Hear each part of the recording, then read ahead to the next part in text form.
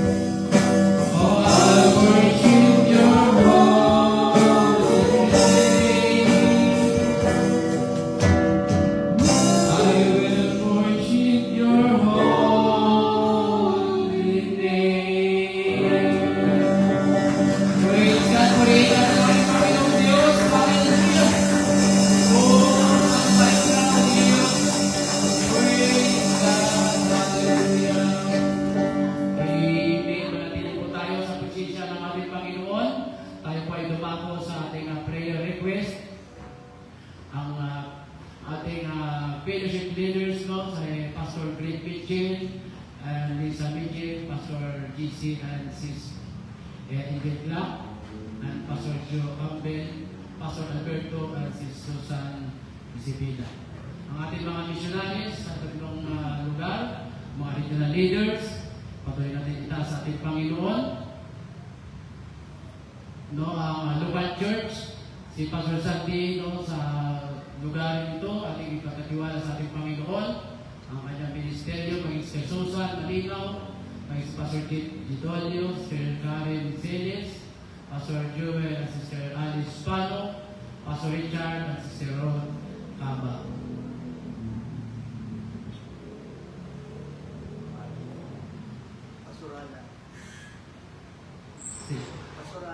Pastor Alan, Sister Sonia Tablada, Pastor Mark and Sister Ruby Buluta, Pastor Rocky and Sister Johan Catalino, Pastor Nat and Sister Lorna Soria, and Pastor Renato and Sister Titi Sorois. And then ang ating mga kapatiran, mga negosyante, patuloy po natin na itaas sa ating Panginoon, no, ang Hardness Family, Sister Melita Esteban, Sister Imelda Amores, at si Brother Alex at Sister Christy Granatin. No, mga prayer request, personal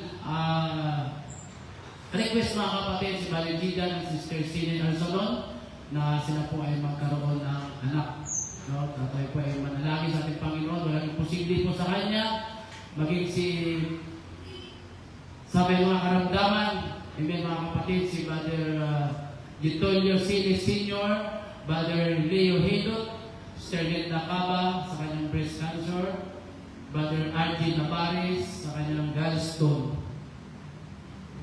And then ang ating mga kapatiran sa abroad, Sister Ella Malinaw, Sister Silly Malinaw, at si G. Marie Rapsi. So, tayo po yung patuloy na sama-sama manalangin maging sa mga sandali ito, marahil hindi nabangin ang iyong pangailangan, pero alam ng Diyos, maaaring bang makita niyong kamay. Amen. So sama-sama po tayo magpuri at manalangin sa ating Panginoon habang lumalapit si Mother Vincent. Tayo po ay purihin natin ang ating Panginoon. Hallelujah! Praise God! Oh, hallelujah! Hallelujah! Jesus! Purihin daw Diyos. Hallelujah! Our God, our King, Mundo sa buhay, tunay nga Panginoon ay kayo makapangyarihan sa lahat, Panginoon. Ikaw lang aming Diyos sa sinasambat pinupuri, Panginoon. Salamat, Lord God, ngayong gabi. Iningatan mo muli ang bawat isa, Panginoon. Sa ilang kami umaasa, Lord God, mula sa aming mga tagapanguna, Lord, bawat leader, bawat mason na yung tinawag, Panginoon. Salamat, Lord God, sa patuloy ng pagkilos mo, sa pagsulong sa mga gawain, Panginoon. Dalangin namin, Lord God, na patuloy mong bigyan ng pamumunga, mga pastor, Lord God. Ganun din ang kanilang pamilya, katagpoy ng bawat pangangailangan, Panginoon. Ganun din, Lord God, pagpalain mo na yung bawat isa nakasuporta sa gawain, Lord God, ang kanilang resources, palaguin mo, Lord God, lalong-lalo ang pananampalataya at ang commitment, Lord God, sa pagtulong sa iyong gawain, Panginoon. Ngayong gabi, Lord God, sa iyong kami umasa, Lord God, ikaw ang aming dakilang manggagamot, Panginoon, anumang klase ng karamdaman, cancer, gallstone, at upa, Lord God. Your name is above all disease, Panginoon. Ikaw, Lord, ang magbibigay ng comfort, konkretong kagalingan, lalong-lalo na mas malalim na pananampalataya sa iyong kapangalitan, Panginoon. Lord, ingatan mo yung mga kapatid namin nasa ibang bansa, Lord God. Patuloy na bigyan ng direksyon ng kanilang hakbang, Lord God. Ilapit mo sila sa mga taong mga pagpalakas sa kanilang alab sa paglilingkod sa iyo, Panginoon. Ganun din, Lord God, sa gawain ito, Lord God, ikaw lang ang may taas, Lord God. Puspusin mo na yung banal ng Espiritu ng mga ngaral, Panginoon. Padaluin mo ang pagpapalat, biyaya, papunta sa bawat isa, Lord God, pati na rin mga nanonood online, Panginoon. Salamat, Lord God.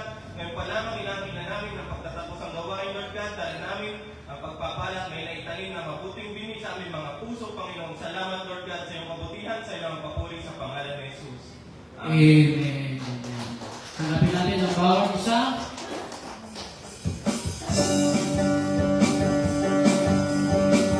We have a vision for this nation. We shall every day for His name.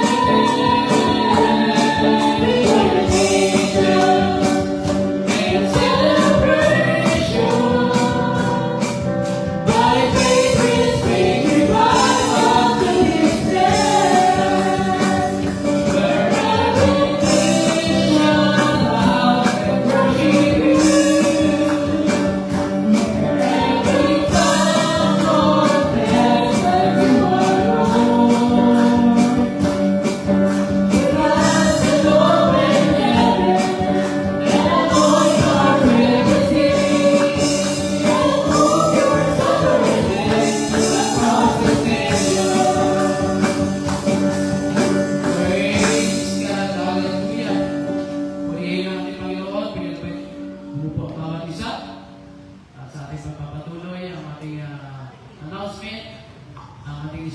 worship, Sunday School ay magpasimula po ito ng 9 a.m.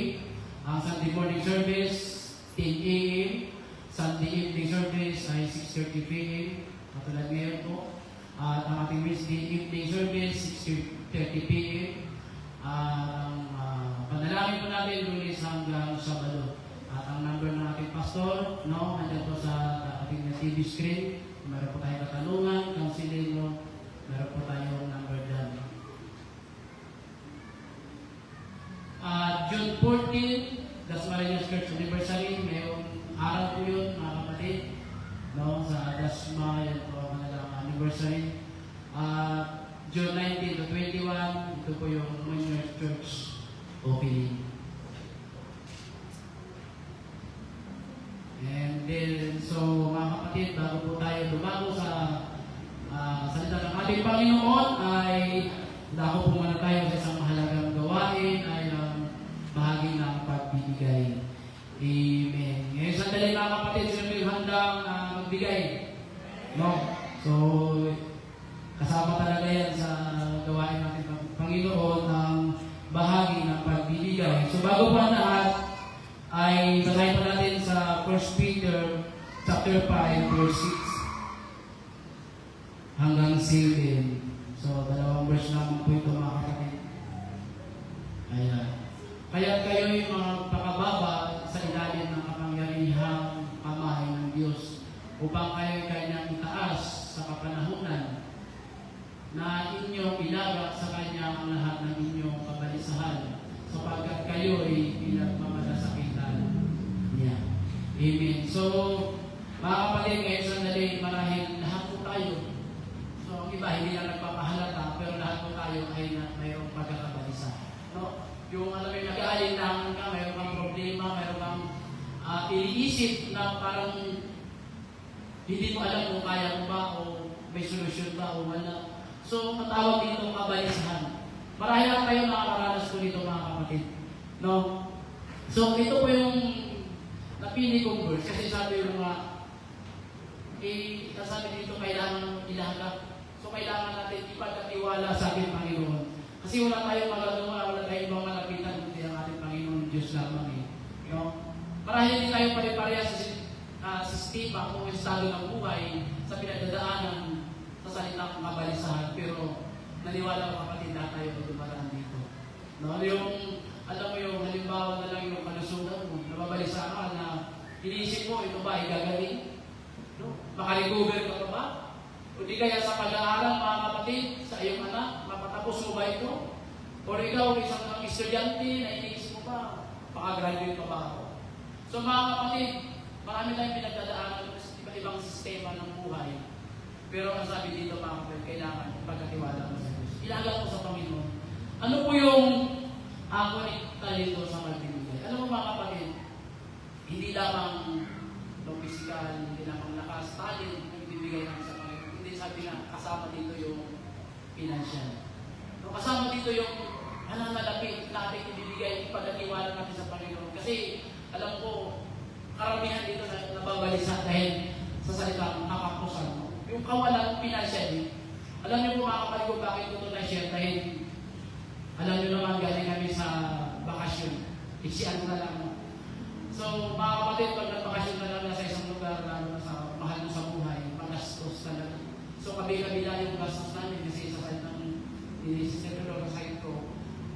So, sa madaling salita talagang mababa ang 50,000 namin na nagastos, mga kapatid. So, yun nga, habang nandun kami, iniisip namin, makabalik pa kaya kami kasi paubos na yung budget Pero mga kapatid, dito ko napagtanto na sabi ng Panginoon, ipagkatiwala mo sa Kanya, mayroong malasakit ang ating Panginoon Diyos na pinaglilingkuran. Hindi kanya pababayaan. Buhay na patutuwa mga kapatid, nakabalik po kami. At hanggang ngayon, So, sa awa ng Diyos, di ba kami nagkakasahod? Kasi mag-asawa. Wala pa kami sahod mga kapatid isang buwan, pero nakakasurvive. Amen. So, may tatlong anak na nag-aaral. Sa Diyos ang namin pinagkakatiwala mga kapatid. So, ngayong gabi, sa ating pagbibigay, hindi lamang po sa lahat ng bagay kung ano man yan, kundi maging sa ating financial. Ibigay natin, ipagkatiwala natin sa ating Panginoon. Amen po ba? Ngayong gabi, baka sinong handa magbigay sa ating Panginoon? Panginoon. Amen. At ang Diyos ang bahala magpalit sa bawat isa. Amen. Kaya tawagan ko po si Brother Vincent muli sa ating handog at kalumog.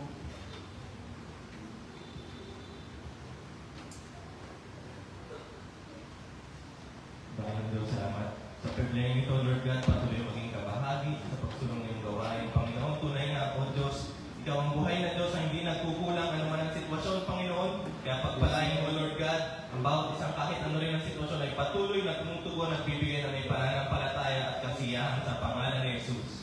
Amen. Amen.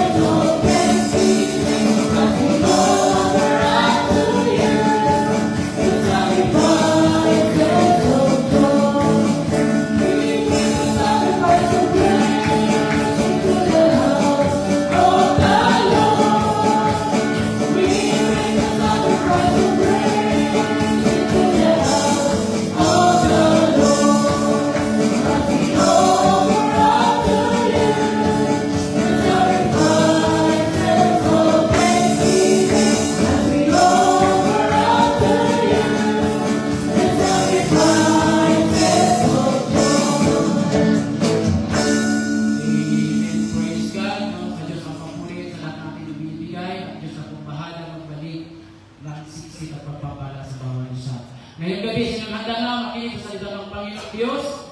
Amen. Palakpakan natin ang ating Panginoon habang malapit po ang ating pastor sa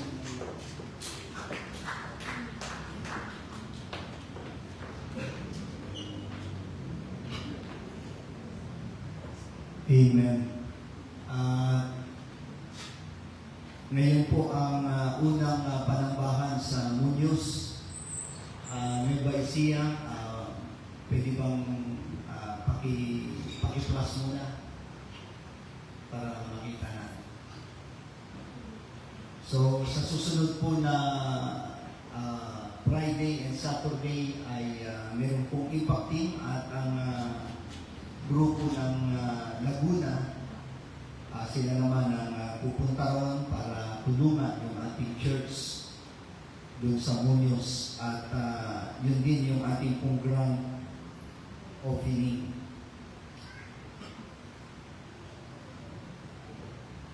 Okay. So, patuloy natin ipanalangin ang Diyos. Patuloy siya magpala. Kaya nga sabi ni Pastor Greg Mitchell, marami pang mga teritoryo na mga naghihintay na dapat nating makupkup. Ngayon lamang yan, mga kapatid, yan yung unang kanilang gawain. At sa labas, no, mismo, yan ay sa tapat po ng palengke. Kaya, yan yung una naming pinangaralan. Salamat sa Panginoon. Siguro isang taon nang lumipas, nung nagkaroon ng impacting dyan mismo sa lugar na yan, nangaral ako at meron nag-abot ng pera. Kaya nung naghahanap tayo, mga kapatid, ng mapagkakatipunan, so, dyan din tayo nilagay ng Panginoon. So, ibig sabihin, yung salita ng Diyos na naitanim, isang taon na makalipas ay sumibol. Kaya, pag-pray po natin ang gawain ng Panginoon sa lugar na yan, sa ating mga panalangin. At ngayong gabi, nais ko pong iramin ang inyong pakikinig. Lucas, chapter 12, verse 16 hanggang 21. At nagsaysay siya sa kanila ng isang talinhaga na sinasabi, ang lupa ng isang taong mayaman ay namumunga ng sagana. At iniisip niya sa sarili na sinasabi, ano ang gagawin ko sapagkat wala akong mapaglalagyan ng aking mga inaning bunga? At sinabi niya, ito ang gagawin ko, igigiba ko ang aking mga bangan at gagawa ko ng lalong malalaki at doon ko ilalagay ang lahat ng aking butil at aking mga pag-aari. At sasabihin ko sa aking kaluluwa, marami na ng pag-aari nakakamali para sa maraming taon. Magpahingali ka, kumain ka, uminom ka, matuwa ka. Katapat sinabi sa kanya ng Diyos, ikaw na halin. Hihingin sa iyo sa gabi ito ang iyong kaluluwa at ang mga bagay na inihanda mo ay mapapasan kanino kaya. Gayon nga ang nagpapakayaman sa ganang kanyang sarili at hindi mayaman sa Diyos. Tayo po'y saglit na yumuko at manalangin, Panginoon. Samahan mo kami sa pag-aaral ng iyong banal na salita at buksan mo aming espiritual na kamalayan, mangusap ka. At dalangin namin, bigyan mo kami ng puso, Panginoon, na maging mapagbigay para sa iyong kaharian. Salamat po, Diyos, at maingat namin binabalik ang kapurihan at kiniklaim din namin ang pagpapala na ipagkakaloob mo sa buhay ng bawat isa sa amin. Ito po ang aming dalangin sa pangalan ni Jesus. Amen. The test of prosperity. Ito po yung ating pag-uusapan. Kasi naniniwala ako mga kapatid, ito ay season para tayo ay pagpalain ng Panginoon. May mga kapatiran na tayo pinagpapala. At ako'y naniniwala, maaaring ikaw na ang kasunod na pagpalain ng ating Panginoon. At ito ay paalala lang sa bawat isa po sa atin. Kasi mas maraming tao ang bumabagsak sa pagsubok ng kasaganaan kaysa sa pagsubok ng kahirapan. Ang kahirapan ay nagtuturo sa atin na umasa sa Diyos, ngunit ang kasaganaan ay sumusubo kung patuloy pa rin pa ba tayong aasa sa Diyos. Ito yung binanggit ko kaganina sa pangangaral ito sa umaga, ay dali nating makalimot, mga kapatid, no? Pero tayo mga hinihingi sa Diyos at ipinagkaloob ng ating Panginoon at meron tayong dinulog sa Kanya na imposibleng bagay at ito, mga kapatid, ay kinatagpo ng ating Panginoon at meron tayong mga pinangako sa ating Panginoon. Tama po ba? Na sinabi natin, Panginoon, ibigay mo lang ito, ipagkaloob mo lang ito, o kaya, Panginoon, bigyan mo ko ng ikalawang pagkakataon. At kapag nangyari yan, ako ay maglilingkod sa iyo sa atin. No? Ako ay maglilingkod sa iyo. Kaya nung nakamit mo na yan, mga kapatid, kumusta na yun? Ngayong gabi, hindi sinusukat ng Diyos ang ating katapatan lamang kapag wala tayong hawak, kundi kapag marami na tayong hawak. Meron isang pastor ang nagsabi sa kanyang congregation, kapag meron ka bang 1 milyon, ibibigay mo ba ang 10%? Magkano ba yung 10% ng 1 milyon? 100,000. Sumagot siya, Amen! No? Kaya malakas ang loob niya, mga kapatid, na sumagot kasi wala naman siyang 1 milyon.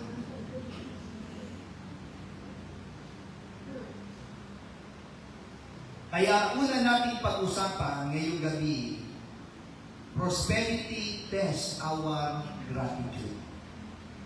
Sabi rin sa verse 16, makikilala mo pa rin ba ang nagbigay kapag marami ka nang natatanggap?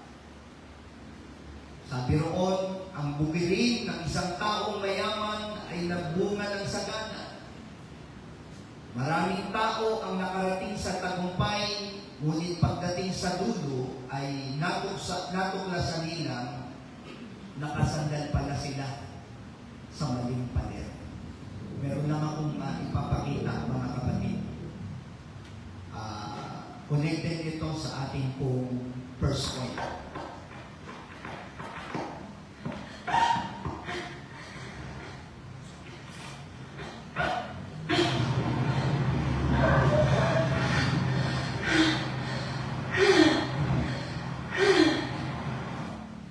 Okay. Nakuha ba ninyo? Ulitin natin. Pero doble na kayo.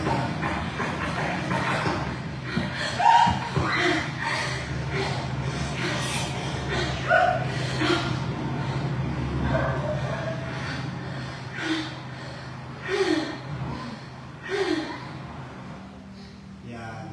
Runner siya. Dahil malabo yung kanyang mata, nakasalamin siya, tumatakbo siya. Akala niya mga kapatid, yung ribbon na yellow, yun na yung finish na yan. Kaya sabi niya, sa wakas, salamat! Nakarating na ako. Kaya narinig natin, humihingal pa siya. Nakamiti siya. Laking gulat niya na meron palang mga pulis at investigador. At pagtingin niya, doon sa paanan niya, meron palang patay. Kaya, hukay pala yun, no? Makikita natin. Ito yung sinasabi ko kaganina, maraming tao na nakarating sa tagumpay, ngunit pagdating sa dulo, natuklasan nilang nakasandal pala sila sa maling pader. Kaya, ganito rin ang kwento ng mangmang na mayaman sa ating pong binasa. Meron pong nakapagsabi ng ganito. Ang sabi ng mayaman, lahat ay nasa sa akin na. Kaya sinabi niya sa kanyang sarili, ang tanong na ito at sinagot rin ang kanyang sarili. Marami kang aanihin, kaya kinakailangan gumawa ka ng panibagong kamali. At kapag malaki na yung kamali mo, magpahingalay ka, ano pa sabi ron, kumain ka, uminom ka, no? Yun yung sinabi niya. So, ito mga kapatid ang nakakalungkot na katotohanan. Na hindi na siya dumidepende sa Diyos. At hindi niya na binanggit ang Diyos. Sa madaling salita, sa kanyang nakamit, na tagumpay, o mga pagpapala, hindi niya binanggit ang patungkol sa Diyos. Meron pong nakapagsabi ng ganito, getting rich without God is a dangerous success. No? Mapanganib na pagtatagumpay kapag hindi mo kasama ang Diyos. Kasi ang kasunod mga kapatid ng tagumpay na yun, kabiguan. Kaya sa talinhaga ng mayamang mamang, pinakita ni Jesus ang isang taong naging matagumpay sa paningin ng mundo, ngunit nabigo sa paningin ng langit. Hindi niya binanggit ang Diyos. Ang kanyang pansin ay nasa ani, hindi sa nagbigay ng ani. Kaya ito yung unang pagsubok ng kasaganaan, na kapag dumarami ang biyaya, lumalalim ba ang ating pagpapasalamat? Deuteronomy chapter 8 verse 10 and 14. At kakain ka at mabubusog ka at yung pupurihin ng Panginoon mong Diyos dahil sa mabuting lupain na Kanyang ibinigay sa iyo. Kaya ang nagbigay mga kapatid ng lupa na masagana ay ang Panginoon. 11. Mag-ingat ka. Baka yung malimutan ang Panginoon mong Diyos. Kaya kasunod ka agad nun mga kapatid ay babala. Sa paanong paraan daw makalimot ka sa Diyos? Sabi rito, sa hindi mo pagtupad ng kanyang utos at ng kanyang mga kahatulan at ng kanyang mga panutuntunan na aking iniuutos sa iyo sa araw na ito. Baka pagka ikaw ay nakakain at nabusog at nakapagtayo ng mabubuting bahay at iyong natahanan, at pagka iyong ang mga bakahan at ang iyong mga kawan ay dumami at ang iyong pilak at ang iyong ginto ay dumami at ang lahat ng tinatangkilik mo ay dumami, ay magmataas ang iyong puso at yung malimutan ang Panginoon mong Diyos na naglabas sa iyo sa lupain ng Ehipto sa bahay ng pagkaalipin. Nagbabala ang Diyos na kapag nabusog na sila at umunlad, baka malimutan nila ang Panginoon. Ito ang nakita mga kapatid ng Diyos sa kanyang bayan, sa kanyang pinili. No? At wala tayong pinagkaiba sa bayan o bansang Israel. Ganito rin tayo mga kapatid. Likas sa Diyos na tayo po ay pagpalain niya. Pero meron siyang babala. Mag-ingat ka. Baka malimutan mo ang Diyos. At sa huli, nakakatakot doon, sinabi roon, baka magmataas ang iyong puso. No? Pag-usapan natin ang sintomas na bagsak sa pagsusuri patungkol sa prosperity ang isang tao. Una, dati masipag manalangin, ngayon, abala na. Kaya kung di ka na nagpipray, bago ang gawain mga kapatid, o tuwing umaga, hindi ka na nanalangin, abala ka na, sabi rito, bagsak ka na kagad.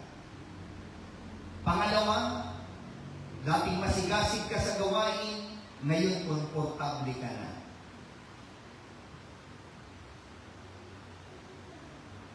Pangatlo, dati umaasa ka sa Diyos, ngayon umaasa ka na sa sarili mong kakayanan.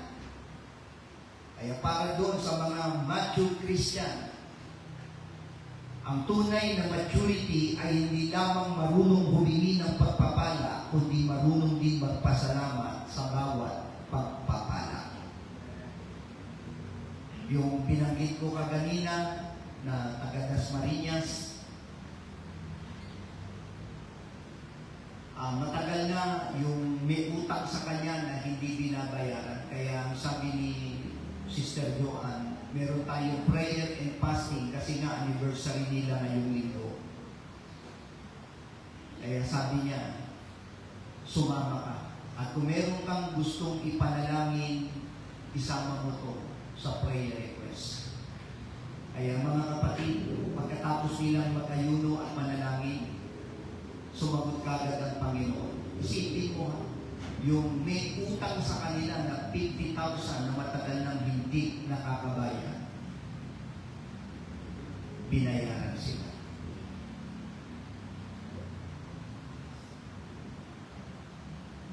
Tapos yung kapatiran natin, mga kapatid, sa Taipei, Taiwan, nung isang linggo, humingi ng tulong sa amin kasi nag-transfer siya ng pera from BDO to GCash. Ang pagkakamali niya, yung huling letra na dapat ay 5, ang nailagay niya ay 4. No? Tama ba, San? 4. Dapat 5 na ilagay 4. No? So, huling letra. Kaya mga kapatid, so malaking halaga yun. Kaya sabi ng kapatid niya, nagkamali ka ng pag-transfer, hindi pa dumarating. Kaya yung chinik niya, merong error, yung huling numero. Kaya sabi niya sa amin, Pastor, pwede bang pakitawagan ito at pakipanalangin na rin? No? So, nung una kong tinawagan, yung numero na yun ay sumasagot. Pero yung pangalawa, mga kapatid, naka-off na. Kaya nag-message na lang ako sa kanya. Sabi ko sa kanya, kung maaari, pakibalik na lang yung pera dahil yan ay pampapagamot ng aking nanay. So, pinalabas ko na lang. Hindi pa rin siya nagre-reply. Bandang huli, sinabi ko na sa kanya, yung Facebook account mo ay na-trace ko na at kilala na kita. No? Sinabi ko yun. So pagkalipas ng 2 araw, tumawag yung ating kapatiran, mga kapatid, buhat sa Taiwan. Sabi niya, Pastor, huwag mo nang kausapin kasi nakausap na ng kapatid ko sa Pilipinas yung nakatanggap ng pera at willing naman daw siyang ibalik yung pera. Kaya ang point ko rito, ibabalik mo pala, bakit hindi ka sumasagot sa tawag. No? Eh kung talagang maganda motibo mo, sana sinabi mo, ibabalik ko yung pera. Eh, ang daming mga nag-chat sa kanya, kaya pati yung Facebook niya, inok niya na rin, pati yung cellphone niya, inok niya na rin kasi nai-stress siya, kabi-kabi na ang tumatawa.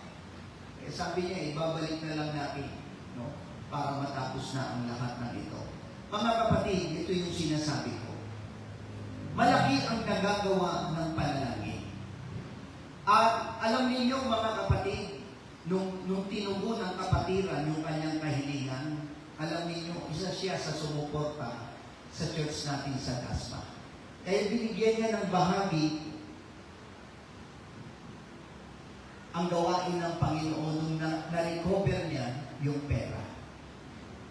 Kaya pinapakita ko lang ito para maintindihan natin bilang mananampalataya ang dahilan kung bakit binigyan ka ng magandang trabaho, binigyan ka ng magandang posisyon, pinagpapala ang negosyo mo. Isa sa dahilan yan, mga kapatid, gamitin ka niya bilang tagapagsuporta sa kanyang kaharian. Ay, hindi mo maintindihan. Ulitin ko ha. Kung ano ang kinalalagyan mo ngayon, gawa ng Diyos yan. At kung bakit binigay ng Diyos sa iyo yan, dahil gusto niyang maging instrumento ka na gamitin para suportahan ang kanyang kaharian. Amen? Okay, nagkakaintindihan na tayo. May nakapagsabi ng ganito, the greatest danger of prosperity is not having more, but needing God less. Kapag di mo kasama ang Diyos sa buhay mo. Kaya mga kapatid, ito ang dahilan kung bakit nais ng Panginoon na tayo po ay pagpalain. No? Kaya dapat laging kasama ang Diyos. Sa negosyo mo, sa trabaho mo, mga kapatid, dapat laging kasama ang Diyos. Baka sabihin mo naman, pinaghirapan ko to, karunungan ko ito. Sige, ganito na lang. Kung yan ang sagot mo. Ano kaya kung sabihin ng Diyos, hindi na lang kita pagpapalain? Ano kaya? Kasi ito yung mabigat na bilanggit eh. The greatest danger of prosperity is not having more, but needing God less. Kaya, napakahalaga ito na dapat lagi natin kasama ang ating Panginoon at ang kanyang gawain. Pangalawa, pag-usapan natin, prosperity tests our stewardship. Doon sa verse 17 and 19. 7 beses niyang ginamit ang salitang akin. Akin ang ani, akin ang kamali, akin ang mga kalakal. Ang problema ay hindi ang kanyang kayamanan. Ang problema rito ay ang inaakala niya, siya ang may-ari.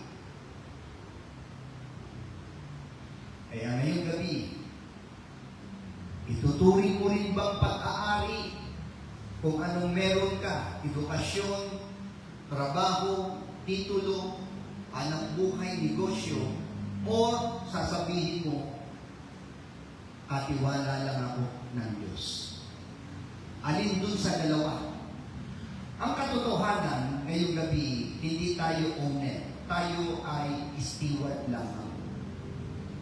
Kaya lahat ng mayroon tayo ay pag-aari ng Diyos. Pera, negosyo, bahay, titulo, kakayanan, ministeryo. Kaya para sa mga matatagal na sa ministry, habang tumatagal ang ating paglilingkod, may panganib na isipin natin atin ang itinayo ng Diyos.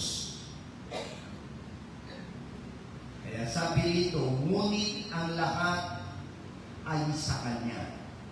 Yan ang sabi ng ating Panginoon.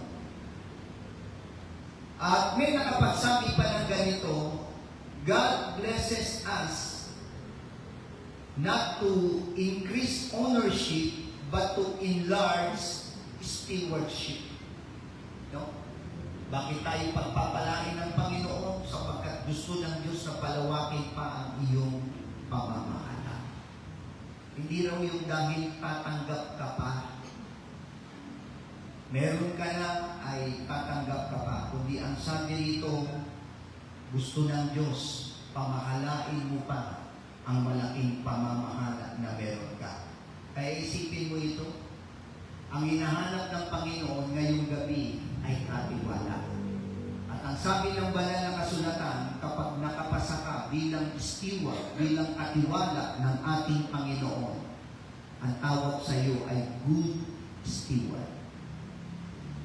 Mabuting katiwala. Ay mga kapatid, handa ka na ba ang pagpalain ng Diyos? Ay pag dumarami, lumalawak ang iyong territories, lumalawak ang iyong hangganan, ang iyong boundaries, ibig sabihin nun, malaki rin ang pamamahala na meron tayo. Kaya meron tayong pagsusulit na kakaharapin pag hindi na natin kayang pamahalain ang mga bagay na ito. At may silang naman yung aking pong ipapangaral. Hallelujah. Third point na tayo. Prosperity tests our eternity. Kaya ito yung ikatlo na pagsubok. Sa verse 20 and 21, sinabi ng Diyos, mangmang ka. Sa gabing ito ay kukunin ang buhay mo. So, ang unang tanong dito, saan napupunta ang bunga ng iyong pagpapala? Kaya dun sa pinanggit ng ating Panginoon, mga kapatid, ito yung sagot ng Diyos sa lalaking mangmang. Nasabi niya, ang kamali ko ay maliit na sa malakihang pag-aani na darating, kaya gusto kong palawakin ito. At ang gagawin ko pagkatapos niyan, kakain, iinom, magpapakasaya. No. Pero sabi ng Panginoon, sa gabi ito, kukunin ko ang iyong kaluluwa. Kanino kaya mapupunta? Mga kapatid, ang kanyang pinagpagalan. So, sabi ng banal na kasulatan, sa isang iglap, natapos ang lahat ng kanyang plano. Hindi niya madadala ang kanyang kamali. Hindi niya madadala ang kanyang ani. Hindi niya madadala ang kanyang pera. Ano ang lesson ngayong gabi? Huwag bugulin ang buong buhay sa paghahabol ng mga bagay na iiwan mo rin. Habol ka ng habol. Pag namatay tayo mga kapatid, maiiwan din yan.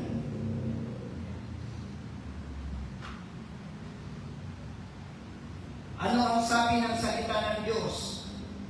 Gugulin mo ang buhay mo sa paglilingkod sa Diyos na makakasama mo magpakailan pa man.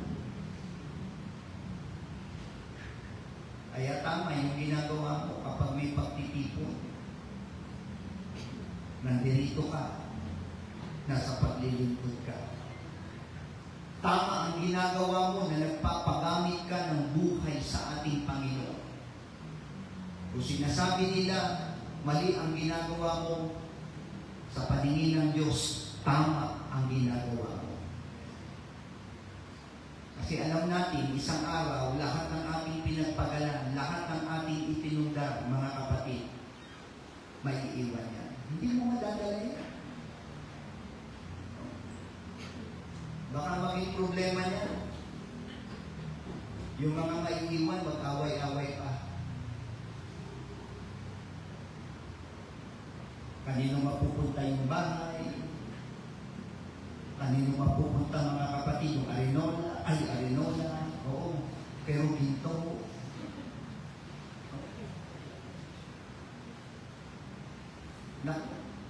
kulang yung aking kamay sa daliri sa kamay at sa paa. Nag-away-away ang mga magkakapatid dahil lang sa mana. Nung buhay pa yung kanilang magulang, tinukunan ko sila ng halimbawa, napakataas ang respeto ko, pero nung nawala ang magulang,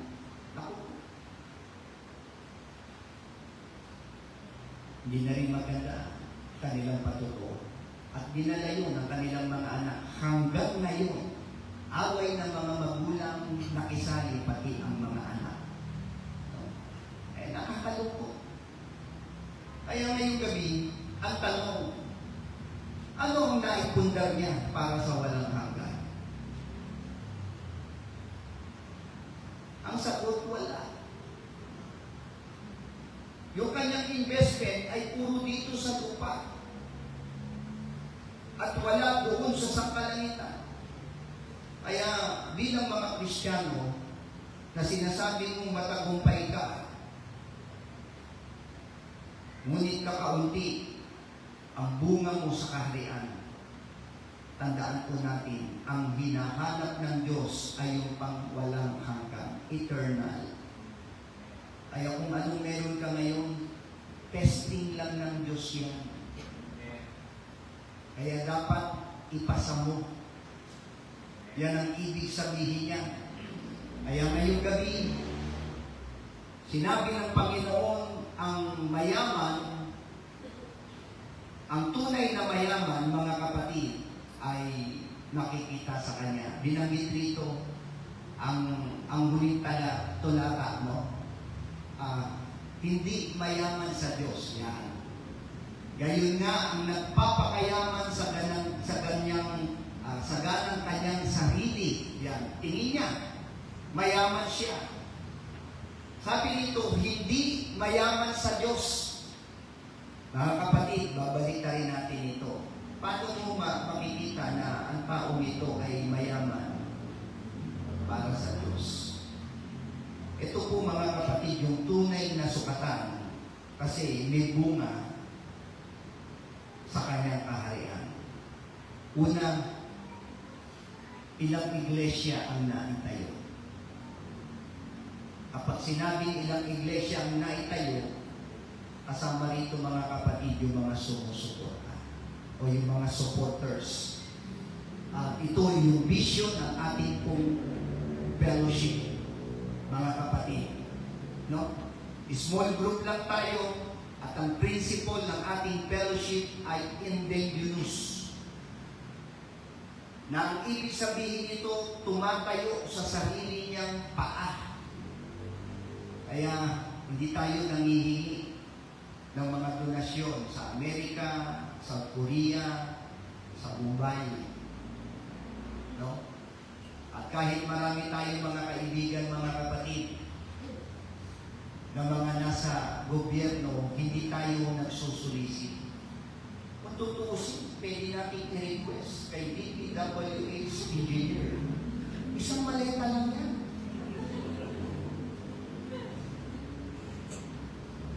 Meron akong mga government official na kilala.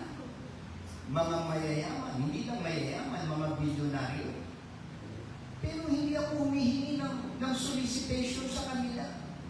Na meron kaming church planting, pwede bang tulungan mo? Violation yun sa ating fellowship. No? Mga kapatid.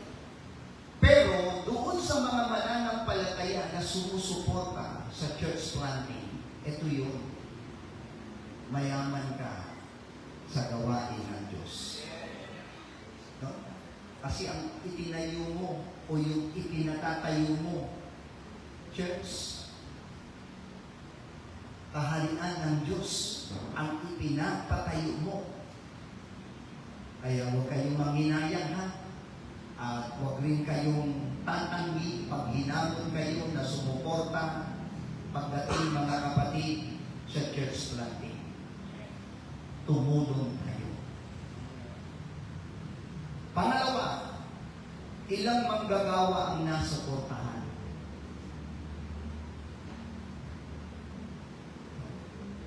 alam niyo yung inyong ibinibigay.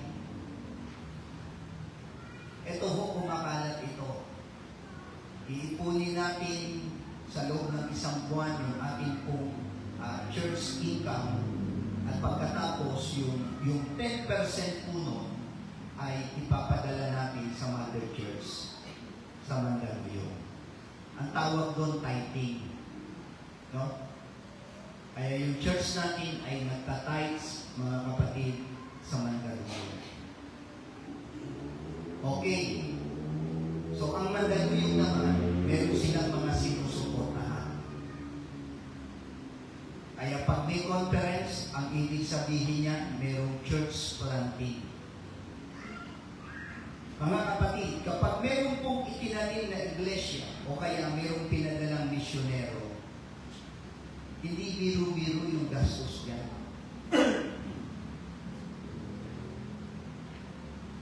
Umaabot ng milyon.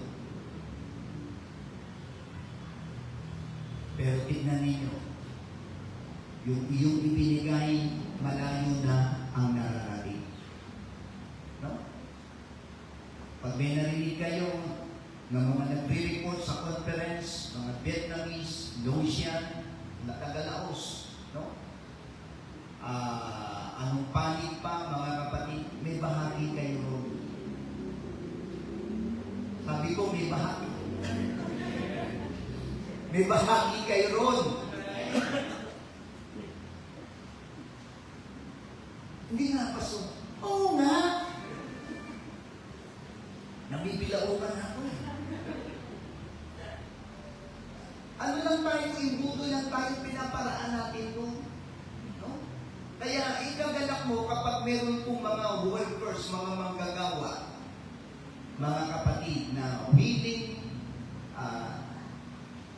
itangin ang kanilang pamilya sa bayan na yun sapagkat meron pong mga financial supporters sa isang lokal na iglesia. Kaya kung ako tatanungin mo, ito yung magandang investment, walang lugi.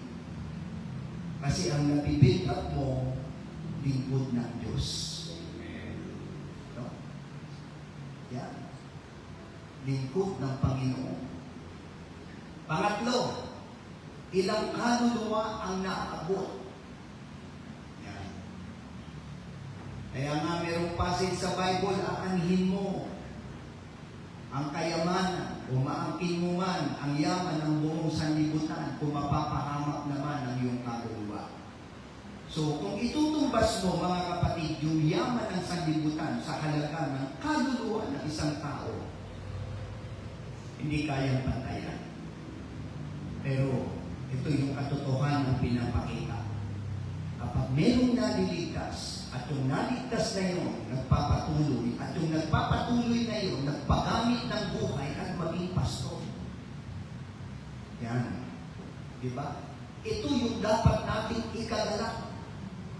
Kasi naabot natin sa pamamagitan, mga kapatid, ng pagbibigay. At ikaapat, ilang kabataan ang nahubog. Nung nagamon ako, unang gabi pa lang sa revival doon sa Imus. Kasi ang unang kong pinangaral doon, the P3 Church. Actually, yung dapat ang ipapangaral ko nito. Aso nga, nilive na natin yun, ay narinig mo na. Kaya, iniba ko yung aking pangangaral naman ngayon. Kung baga sa pagkain, natikman mo na, gusto ko naman, iba naman yung matikman mo. So, pinangaral ko yun kasi talagang yun ang tibok ng aking puso eh. Gusto ko sa grupo natin, meron tayong may ambag sa ating fellowship na kumalat pa. Dumami pa tayo. Eh pagkatapos ko mangaral, mga kapatid, nanawagan ako sa mga kabataan na nais magpastor. Alam nyo, hindi lang isa, dalawa ang tumugon. Marami ang tumugon. Nawiling sila na magpagamit ng buhay sa Panginoon. Kaya merong isa doon, nung dumalapit siya, kumikending-kending pa, pailing-iling, sabi ko sa kanya, magpapasok ka. Opo. magpapasko po ako. Sabi ko sa kanya, tigasan mo. Magpapasko ako. Bumibigay talaga. Pero alam niyo na ang ibig kong sabihin. Dati siyang ganoon. Hindi ko lang nakuha yung picture eh. Nung hindi pa siya pumapasok sa simbahan, mga kapatid, nagdidress talaga siya ng pambabae. Pero nung pumasok sa loob ng simbahan, o nga, may pagkending, may pag-iling-iling ng leeg. Pero kahit papano, talagang tumatayo na siya.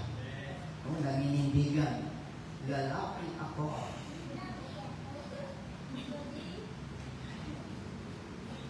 Diba? Dalihin mo sa rehabilitation, hindi mababago yan.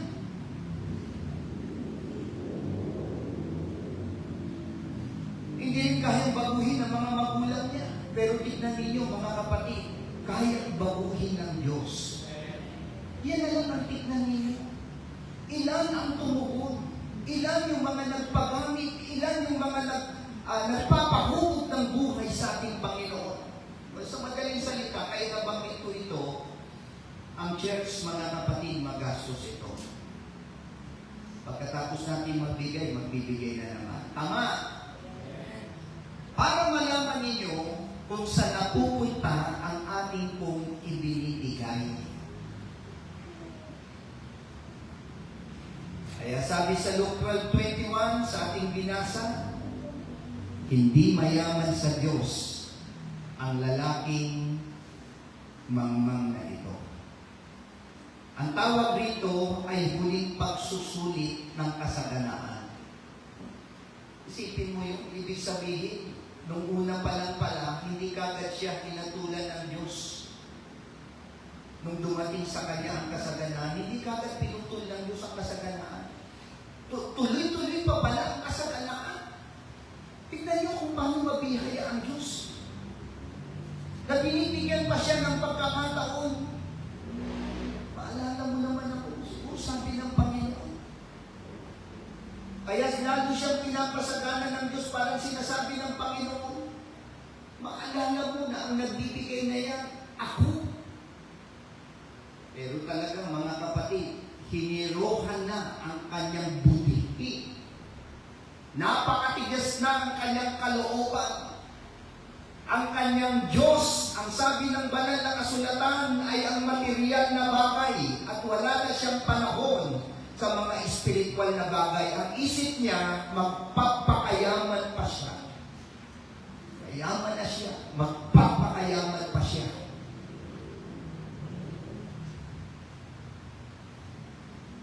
Hindi tatanong ng Diyos kung gaano karami, mga kapatid, ang yaman mo. Tatanungin niya kung gaano karami ang ipinuhunan natin sa kanyang kaharian. Ay ang mga kausap ko ngayon dito, mga investor. Amen? Tumataya tayo, mga kapatid, tumutulong tayo, nagbibigay tayo para sa kaharian ng ating Panginoon.